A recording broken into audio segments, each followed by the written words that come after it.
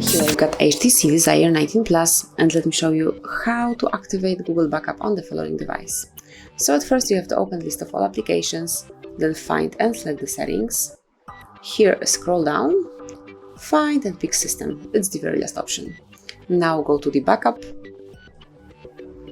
and to activate Google Backup tap on the switcher. And now it's time to add your backup account, just click on accounts to do it. Make sure that you are connected to Wi-Fi, as otherwise you will not be able to log in with your Google account. And now it's time to enter either your email address or phone number, whichever is connected with your Google account, and in my case it's email address.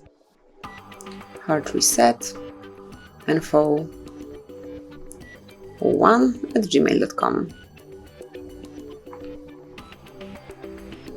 And tap on next then.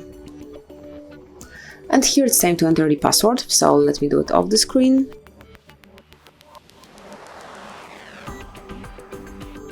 And as only the password is entered, you just tap on next, right here.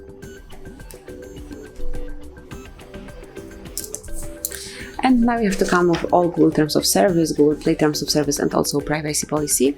And if you agree with all the above conditions, click on I agree.